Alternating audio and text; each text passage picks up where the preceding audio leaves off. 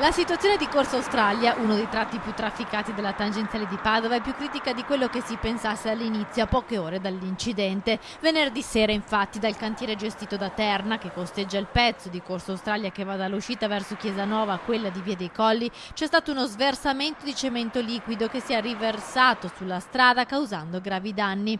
Il manto stradale è stato deformato e si sono rilevati problemi di staticità. In queste ore stiamo decidendo come proseguire e abbiamo provato questa mattina a riaprire la carreggiata completamente, però la strada ha avuto dei cedimenti che hanno suggerito a Veneto Strade di richiudere la corsia e quindi nelle prossime ore si stabilirà una tabella di marcia più precisa. Il tentativo di riapertura della carreggiata ha evidenziato però notevoli criticità.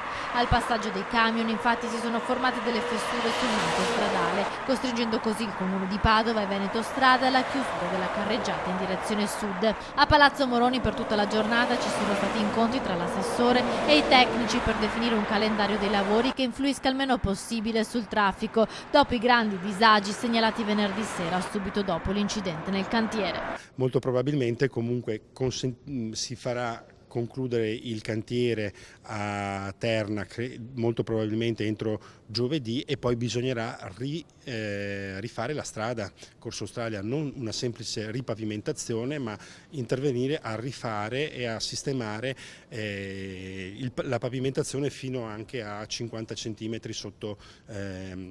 sotto, quindi saranno lavori piuttosto invasivi in un tratto stradale molto importante per la città. Potrebbero essere fatti verosimilmente nel fine settimana. Molto probabilmente sarà questa la decisione, quindi la riasfaltatura nel fine settimana.